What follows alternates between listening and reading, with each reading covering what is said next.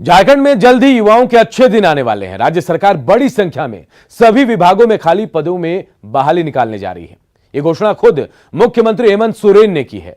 दुमका दौरे के तीसरे और आखिरी दिन मुख्यमंत्री हेमंत सोरेन ने विभिन्न योजनाओं के तहत 5005 लोगों के बीच 36 करोड़ 60 लाख से अधिक की परिसंपत्ति का वितरण किया और कई योजनाओं का शिलान्यास और उद्घाटन भी।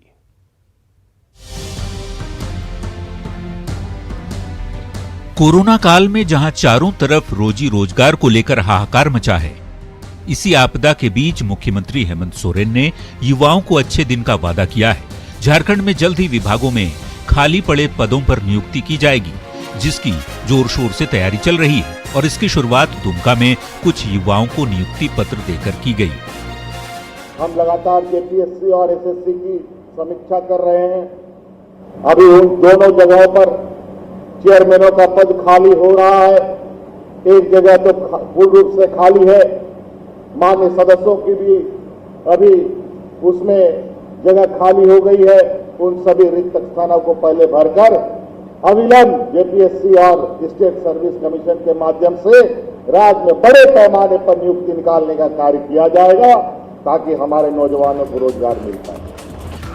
झारखंड के रुके हुए विकास पर सीएम ने कहा, सत्ता की बागडोर संभालने के कुछ ही महीने के भीतर कोरोना ने विकास का पहिया रोक दिया, लेकिन फिर से राज्य के विकास को गति देने की प्रक्रिया तेज हो चली है, जो अब नहीं रुकेगी। 3 दिनों की अपनी इस यात्रा में सीएम हेमंत सोरेन बुधवार को 4 कार्यक्रमों में शामिल हुए और रांची लौटने से पहले दुमका में सौगातों की बरसात कर दी। पड़ी हुई थी उसको गति देने के लिए मैं पुनः यहाँ और खुद से राज्य के हेडक्वार्टर से बाहर निकला हूं और भी कार्यक्रम के साथ हम अलग राज्यों में जाएंगे, ताकि सभी जगह चीजें सामान्य स्थिति पर आए। सीएम ने 2 दिनों में करीब 140 करोड़ की परिसंपत्तियों का वितरण किया। डीएमसीएच में 3 नए ऑपरेशन थिएटर और अल्ट्रासाउंड मशीन का उद्घाटन किया और कोविड-19 टेस्टिंग लैब का निरीक्षण किया। हरिपुर में वस्त्र सिलाई केंद्र का उद्घाटन किया। इसके बाद इंडोर स्टेडियम से 97 करोड़ की योजना का उद्घाटन और शिलान्यास किया। वहीं कुपोषण को मिटाने के लिए झारखंड में चल रहे राष्ट्रीय पोषण माह को लेकर सीएम ने इंडोर स्टेडियम में मौजूद लोगों को इसे जन आंदोलन बनाने की शपथ दिलाई, ताकि कुपोषण मुक्त और मजबूत झारखंड का निर्माण हो। सीएम ने कोरोना को लेकर भी लोगों को आगाह किया कि इससे न कोई जान है न पहचान है, ऐसे में सावधान रहने में ही भलाई है। पंचम झा, न्यूज़ 18, दुमका। रांची में सहायक पुलिसकर्मियों का आंदोलन जारी है। तेज धूप में भी छोटे छोटे बच्चों के साथ ये मोरहाबादी मैदान में डटे हैं, लेकिन सरकार ने अब तक इनकी सुध नहीं ली। हालांकि जिन्होंने सीधी नियुक्ति का वादा किया था, आज उनका समर्थन जरूर इन्हें मिला। तेज धूप, खुला आसमान, गोद में छोटा बच्चा, कहीं छाता के सहारे तो कहीं तिरपाल बनाकर आसमान से बरस रही आग से बचने की कोशिश।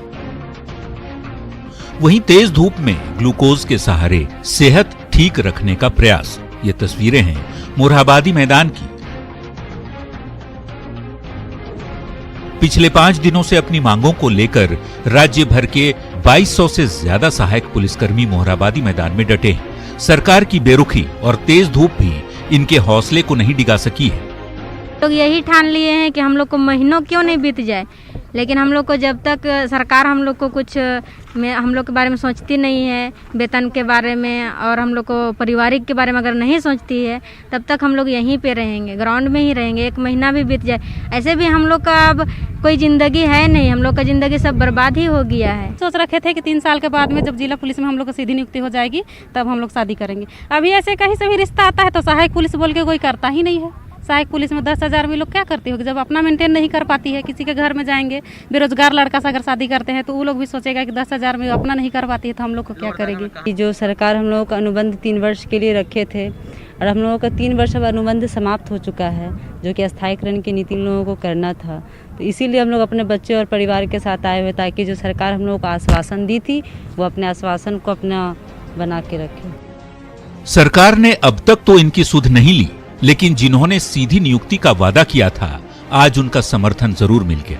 पूर्व मुख्यमंत्री रघुवर दास खुद मोरहाबादी पहुंचे और आंदोलन पर डटे सहायक पुलिसकर्मियों से बात की। रघुवर दास ने राज्य सरकार को न सिर्फ पिछली सरकार द्वारा किए वादों की याद दिलाई, बल्कि खुद भी बिहार चुनाव के बाद इनके समर्थन में धरने पर बैठने की घोषणा कर दी। को ध्यान में रखकर सरकार ने तय की थी कि 10,000 रुपये प्रति माह 3 साल तक इनको ट्रेनिंग के साथ काम करते हुए, और जब पुलिस की नियुक्ति होगी तो इन सहायक पुलिस को सबसे पहली प्राथमिकता देगी।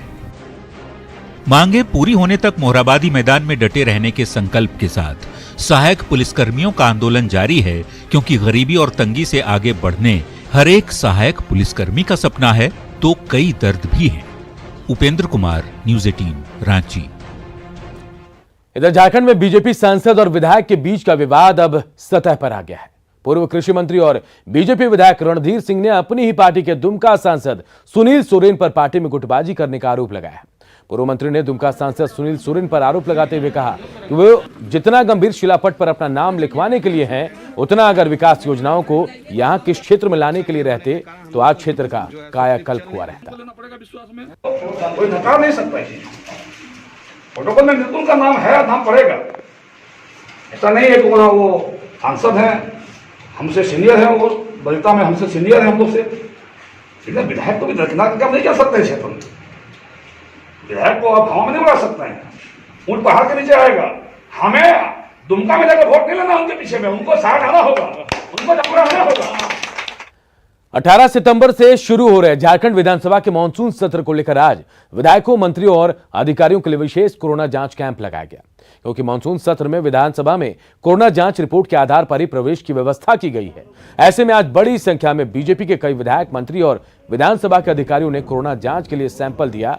इस मौके पर बीजेपी विधायकों ने जहां आम लोगों के लिए भी ज्यादा से ज्यादा कैंप लगाने की अपील की, तो वहीं ज्वलंत मुद्दों पर सरकार को घेरने की बात भी कही।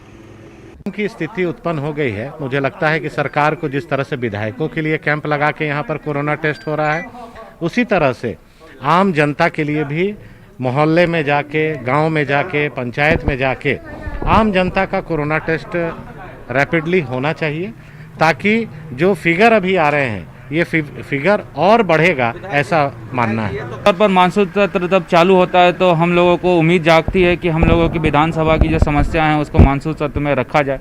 जो पूरे प्रदेश में ज्वलंत समस्या हैं उनको रखा जाए, जैसे अपराध बढ़ रहा है, रोडों की मरम्मती होनी है और विभिन्न विकास के लेकर समस्याएं हैं, उनको हम लोग मानसून सत्र में रखने का काम करते हैं। तो ये कहीं ना कहीं जो उत्साह है वो डर पर भारी पड़ता है। हम लोग मंत्री सब तो 2 ही आदमी बैठते हैं,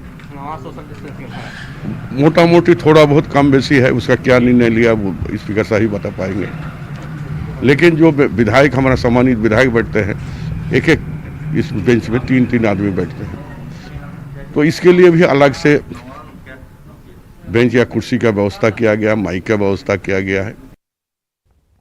जागरूकता की तमाम कोशिशों और कड़े कानूनों के बावजूद झारखंड में डायन बिसाई के नाम पर हत्या का सिलसिला थमने का नाम नहीं ले रहा। रांची के बेड़ू थाना क्षेत्र में गांव के ही कुछ दबंगों ने डायन का आरोप लगाकर एक बुजुर्ग महिला को बेरहमी से पीट कर मार डाला। पत्नी को बचाने गए पति मंगरा उरांव पर भी भीड़ कहर बनकर टूट पड़ी और उसको भी लाठी डंडे से बेरहमी से पीटा है। इससे वो गंभीर रूप से जख्मी हो गया, लेकिन इलाज के दौरान उसकी भी मौत हो गई। रोगाडीह पतराटोली में यह घटना आग की तरह फैली। जांच के लिए पुलिस भी मौके पर पहुंची, लेकिन किसी की पहचान नहीं होने की वजह से पुलिस इस केस में अब तक किसी को नामजद नहीं कर पाई। मृतक के बेटे ने अंधविश्वास की आड़ में इस जघन्य हत्याकांड में करीब 150 लोगों के खिलाफ केस दर्ज कराया। इस घटना के बाद मुखिया और प्रखंड प्रमुख ने पीड़ित परिवार को तात्कालिक मदद दी है, जबकि पीड़ित परिवार को इंसाफ दिलाने के लिए झालसा भी आ गया है। झालसा की टीम ने पीड़ित परिवार को 25,000 रुपए की सहायता देने के साथ ही इस केस में हर संभव मदद का भरोसा दिया है। उसको भी ले जाके उधर लठी डंडा से पीटा के काट दिया। कौन लोग मारपीट किया? उसको तो नहीं पता है। नहीं पता है। क्या बजे का घटना है? करीब 3-4 बजे। 3-4 बजे भोर में। आपको कब जानकारी हुआ कि मार दिया मेरा माँ को? सुबह में क्या बजे? सुबह में जब हम बाइल पे निकाल के गए थे आए तो बोल रहा है लड़के से हुआ तो देखने गए थे। लोगों का तो अभी आइडेंटिफिकेशन नहीं हो पाया है, लेकिन ये मान के चलते हैं कि इसी गांव के कहीं न कहीं लोग उनको गिरफ्त में ले लिए, पकड़ के लाठी डंडा से मार के उनकी ऑन स्पॉट वहीं पर हत्या हो गई। इसी क्रम में डालसा की टीम ने आज मृतक के गांव का दौरा किया और साथ ही उनके परिजनों से मिलकर उन्हें 25,000 रुपये की अंतरिम राहत पहुंचाई। साथ ही साथ उन्हें पैनल लॉयर, जो उनका मुकदमा हुआ उसमें पैनल लॉयर को भी पैनल लॉयर भी दिया है और कोई भी अन्य प्रकार की सहायता जो हो, जरूरत होगी न्यायिक सहायता, उसके लिए भी जिला विधिक सेवा प्राधिकार की टीम ने उन्हें आश्वासन दिया है।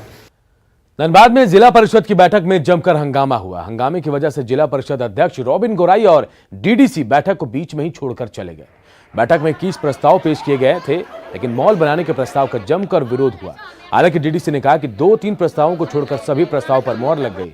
इनमें मॉल बनाने का प्रस्ताव भी शामिल है।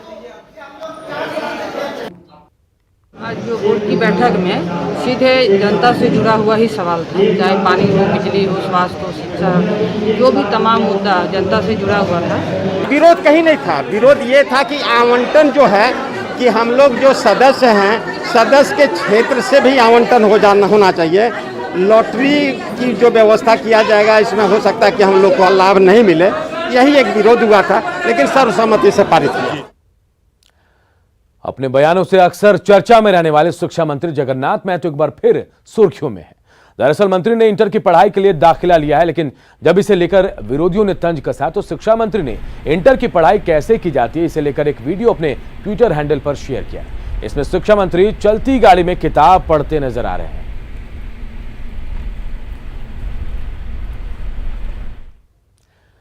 गोड्डा के एक आम शख्स धनंजय हांसदा जब पत्नी सोनी एमरॉम के साथ बुधवार को रांची एयरपोर्ट पर पहुंचा तो मीडिया ने उन्हें घेर लिया, क्योंकि यह शख्स आम से खास बन चुका है। 15 दिनों में मीडिया में खूब सुर्खियां बटोर चुका है ये, क्योंकि ये युवक पत्नी के सपने पूरे करने के लिए गोड्डा से ग्वालियर स्कूटी से ही पहुंच गया था और लौटा तो हवाई जहाज से। पैसे के अभाव में धनंजय गर्भवती पत्नी को लेकर 3 दिनों का सफर पूरा कर ग्वालियर पहुंचा था। 28 अगस्त को यह शख्स स्कूटी से चला गया था और 30 अगस्त को वहां पहुंचा तो एक स्थानीय पत्रकार की नजर इन पर गई।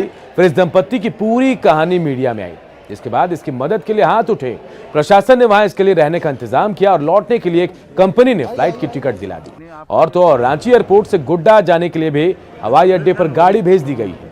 3 दिनों में करीब 1200 किलोमीटर का सफर स्कूटी से पूरा करने वाले धनंजय पत्नी को शिक्षक बनाने का सपना देखते हैं और उसके लिए हर मुसीबत उठाने को तैयार है। पत्नी भी परेशानी के बीच परीक्षा के पेपर से काफी संतुष्ट है। और इस बुलेटिन में इतना ही, लेकिन खबरें लगातार जारी है। देखते रहिए न्यूज़ 18 बिहार झारखंड।